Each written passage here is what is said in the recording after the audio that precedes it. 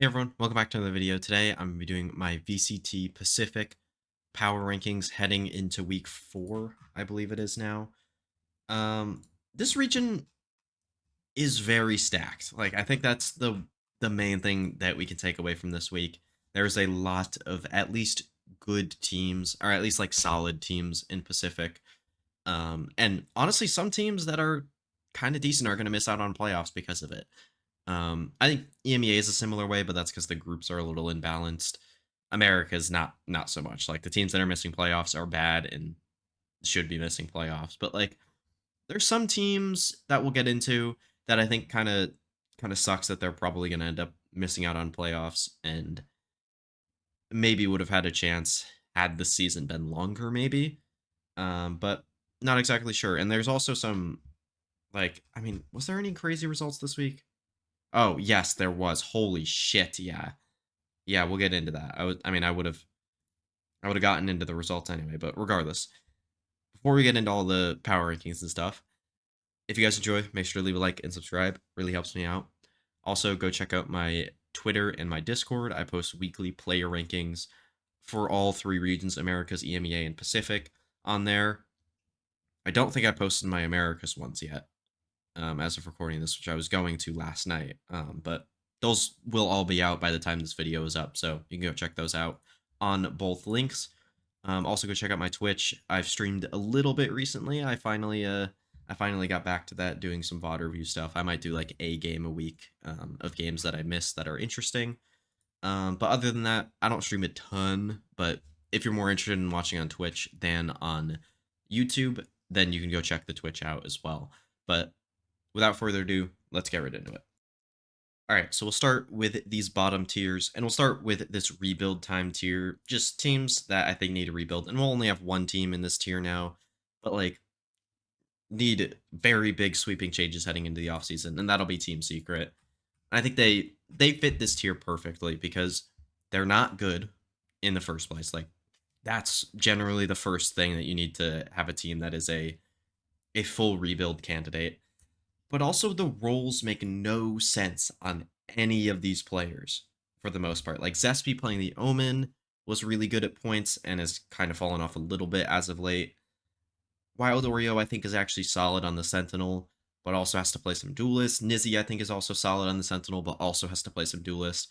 And then Kelly S, who I think is their worst mechanical player, is playing some like secondary Sentinel and quite a bit of Raze for this team, which just makes no sense because like his like utility on the Raze isn't actually that bad. It's just like like the instinct of being a Raze duelist player, like he just doesn't have it that much. So they're gonna need to do a full reset, probably around Envy. Maybe they keep one of the other guys in here, like Nizzy, Zespi, or Wild Oreo, but I would not keep all 3. I would pick one and then rebuild around with 3 other players and new talent in this team.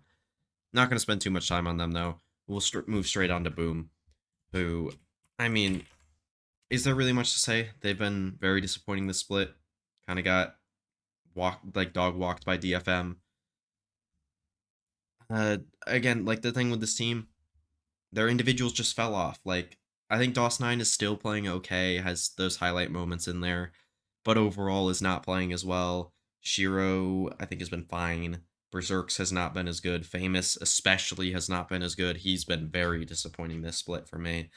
And then NC Slasher, I thought actually had a decent start to this split, but has not been good as of late. So, like the thing with this team is they're not like that good at any map either. Like they don't have a map that they can get in a series. So, I would imagine this team will be getting relegated. But honestly, for a team that wasn't supposed to be in VCT, I think this was a good year for them. Um, Obviously, they'd like to get back to Ascension. I think they could definitely win Ascension if they get there. But I I think it's highly, highly unlikely that they. I mean, it's impossible that they just stay in VCT, but it's pretty likely that they don't get back to VCT at all. Then I have Global Esports, who feels a little bit low here. But I think all these teams, I think Boom needs to go down, actually. now that I'm looking at this, Boom definitely needs to go down a tier. So imagine Boom is in front of Team Secret in rebuild time. But like I think Global's actually like a decent team, but they've kind of had some struggles in terms of like individual performances in games that really matter, like being able to not go down 210 on Lotus against Team Secret on their defense side, like being able to like step up and perform against Nongshim and be like a great player in these games. Like Poppy had some okay moments, but overall wasn't that great. And I mean that's really all I have. I really don't like the corrode comp that they brought out. I'm assuming it was some kind of anti-strat, I guess, to how Nongshim played it. That's what Platchat was letting on. Honestly, I have no idea why they're playing this comp anyways. I don't think it's good. I think you're probably looking like why are we playing Clove on this map? It's that Clove is not good. I feel like we should know this at this point, that Clove is just a bad agent unless you're playing it as like a secondary smoke character, and then like it shouldn't be Clove Viper on any map. That's just not a thing unless it's Icebox, but and that's like fine. But like I don't like any of the agents that they played on this map outside of Vice and Viper technically, but I don't like Viper combining with any of the agents that they have. So I think like overall I think their comps are good on a lot of maps, and I think this team has a lot of potential. Honestly, Global does, with like Udotan, who's had some really good games, Crystal, who's been really good all year, Poppies, who's had some really good games. I think Ban has had a few really good games, and Yeoman I think is a decent. I think he's IGLing for this team, but a decent IGL. I think this team has a lot of potential to head into next year with this same five. Maybe replace one of the guys like Ban or potentially like Udotan or Poppy, and head into next year with like a maybe a more proven player, more veteran experience, and just more time together underneath their belt. I think that would be really good for Global, not doing like a full rebuild or anything like that. Also, I don't think they can still make playoffs. I'm pretty sure they're eliminated. Because it would require a three-way tie, and they have the yeah, it would require a three-way tie between them, Secret, and Nongshim, or I guess them, RRQ, and Nongshim. Yeah, I don't know, but there's some weird stuff going on in in this group alpha that I don't exactly know, but I'm pretty sure Global is eliminated from playoff contention. Then we have Zeta Division, who I just unplugged my headphones, but you can still hear me. Um, who had an interesting week this week. They play Paper X in a game that does not matter at all for them, and they look so much better. I mean, literally, like, Cluse, Depp looked insane. I think XDLL looked pretty good. Sugar Zero was obviously really good, and then I think 1010 was okay. But, like, this team, like, how is this the same team that played the first 3 weeks, or first 3 games this split?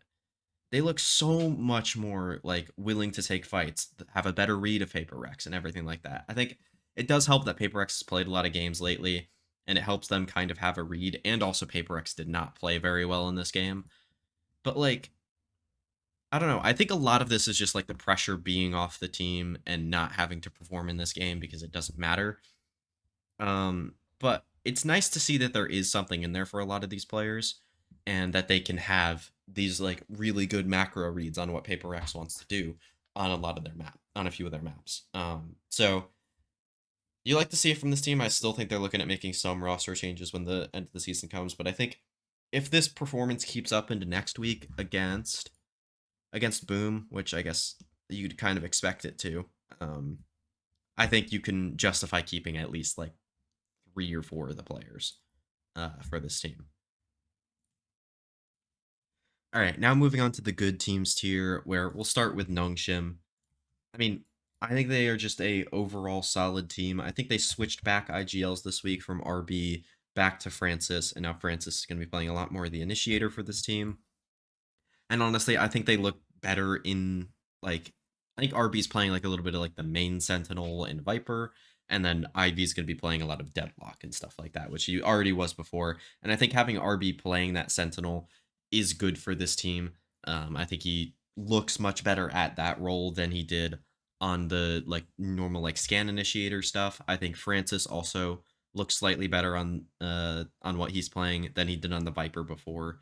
And also they can play a little bit more like actual double sentinel with Cypher and Deadlock if they needed to, which Francis did not really play. He really only was playing the Viper for this team. But I think overall it just gives them a little bit more flexibility, and I think it upgrades the individual firepower of both Francis and RB, which is very good, as well as when they already had Ivy and Danby playing really well. And then Persia, I think, turned up this game a lot more than we've seen him this year against Global Esports.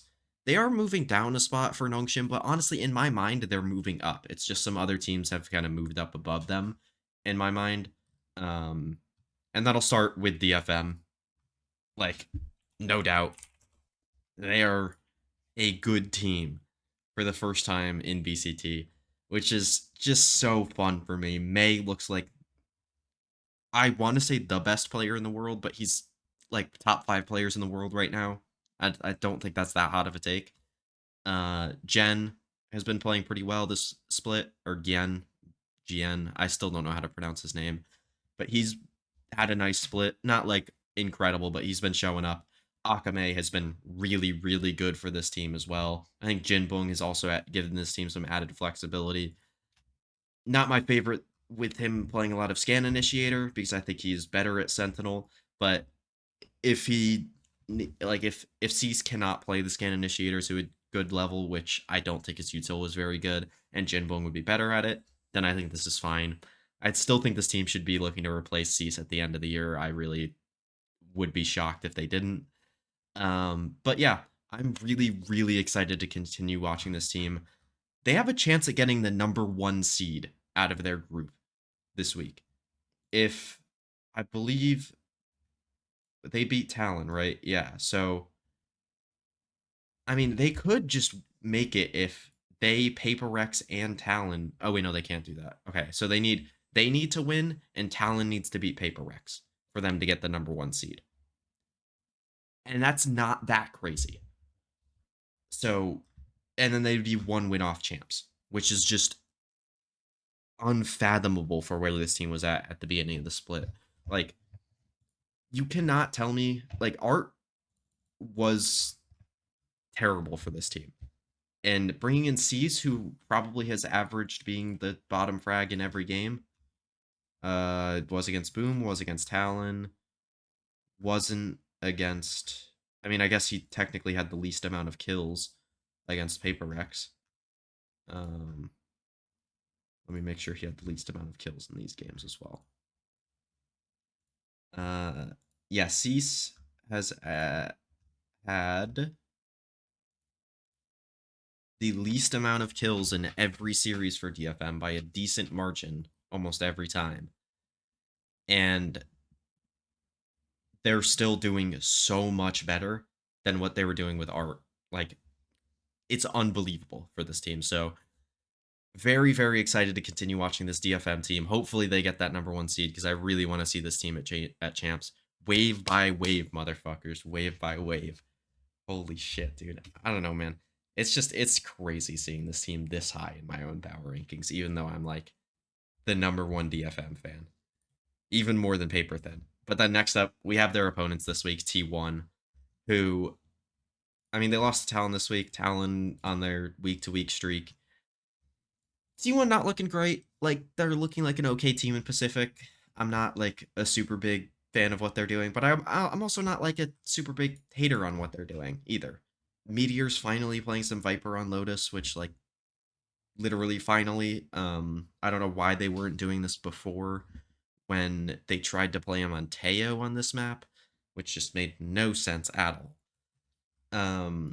But yeah, they just don't. I mean, they look like a significantly worse version of what they were doing before. Playing a lot of double duelist, kind of sending in Easy to Die on a lot of maps, playing some chamber here and there on different maps. Like, I think they'll bounce back this week. I think they'll look a lot better than they did against Talon, but it's still not great when there's a team with this much expectation heading into this split, especially with all the drama surrounding them. It's just not ideal, but I still think that they could beat most teams Pacific. But I do have their opponents from last week, Talon, over them. I mean, they're in a good spot to potentially get. I don't. Yeah, they could potentially get the number one seed in groups if DFM lose and they win. I don't think they will. I actually think that's a. Actually, I mean, honestly, that's like the second most likely scenario because I think I would favor T1 against DFM. They're higher in my power rankings. I think it's less likely that they beat Paper Rex, but like I think it's more likely they beat Paper Rex than DFM beats T1, but it's not like significantly more likely. But they looked really good this week. Some insane clips coming out from some of their players, like Primi specifically. They played some double duelist finally on Lotus, which looked really good for them. I would like to see them experiment a little bit more with the double duelist, maybe play a little bit more of the Lotus and that kind of stuff. Maybe what else could they play?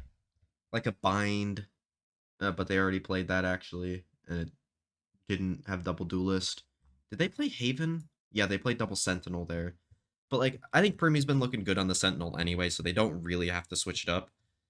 But also, like, imagine if this team was playing like some Chamber or whatever on certain maps, and like with Primi on the Chamber, Ty on the Yoru duelist. Like, that just sounds really good for this team.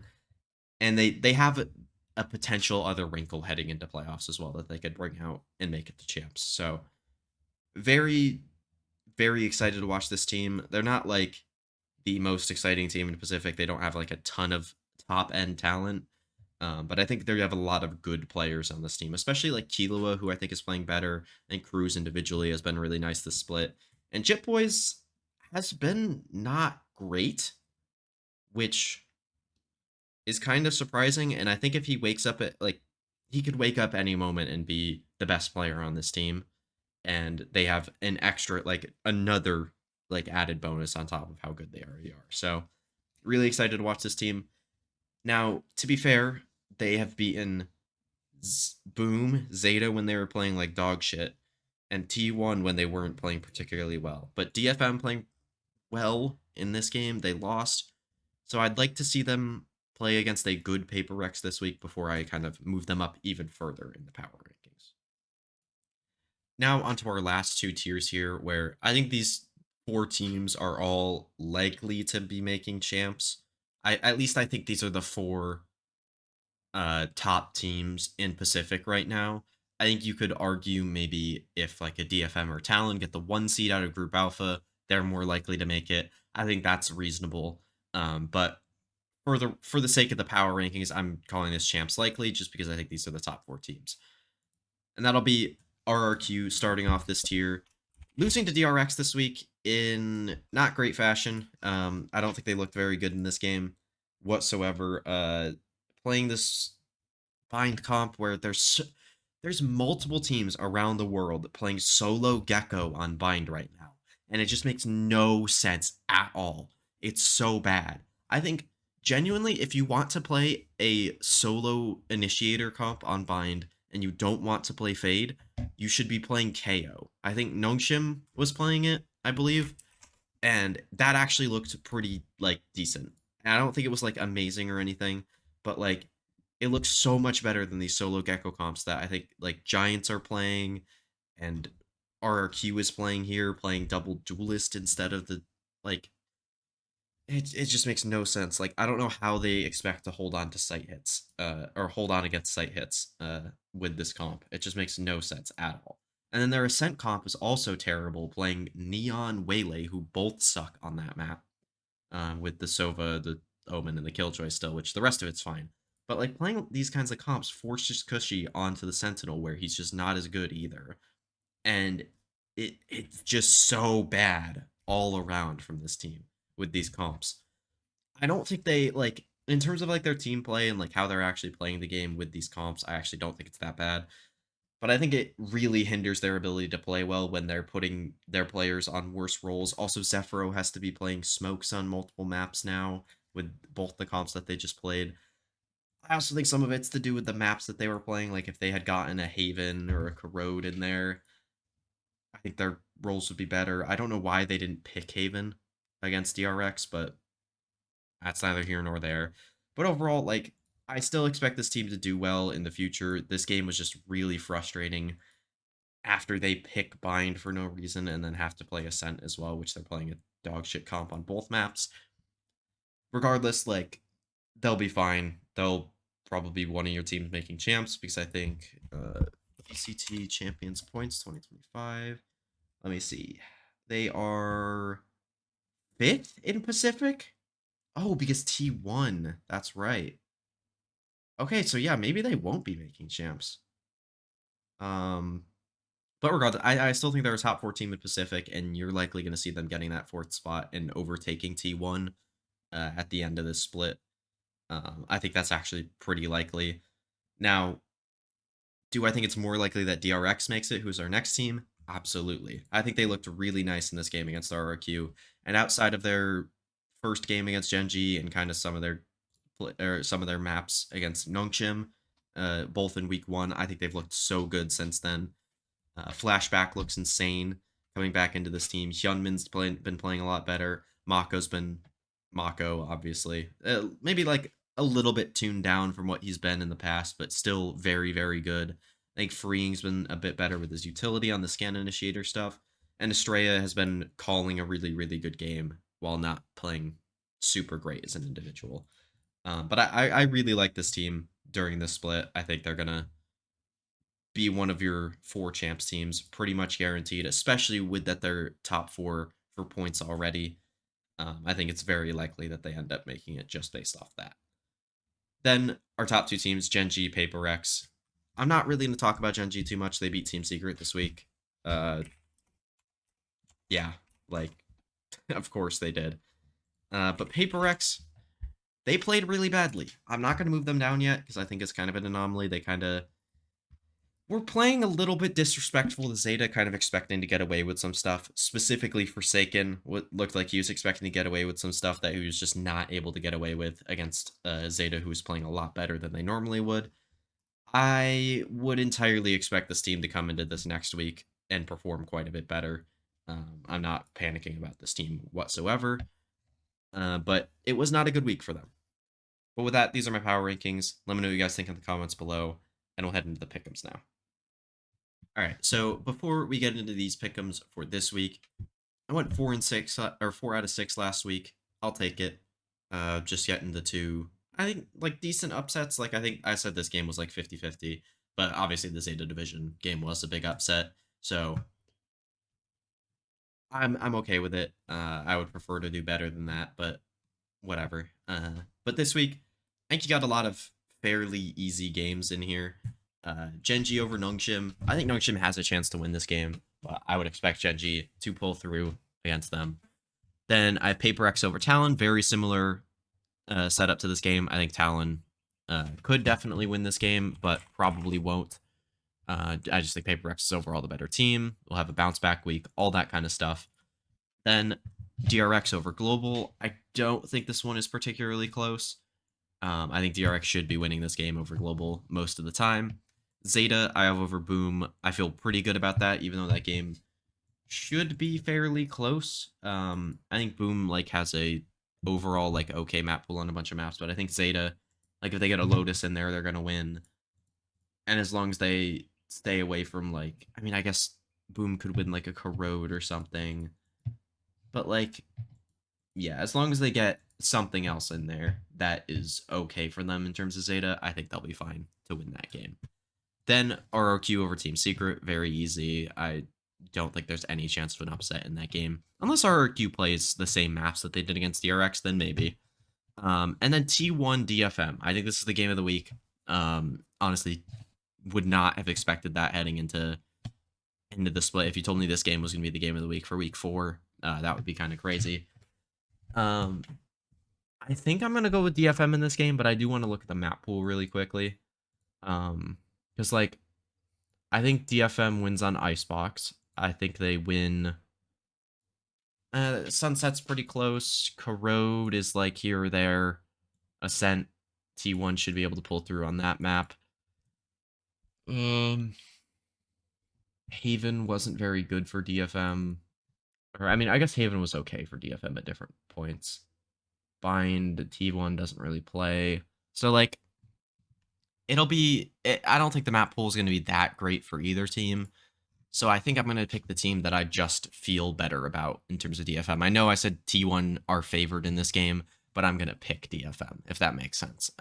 Just because I want to see them make it as far as possible, and them having more champs points should help with that. Obviously, that probably won't get them in by any means because there's a lot of teams towards the top of Pacific in points. I think you have like 5 teams that are guaranteed to finish over them.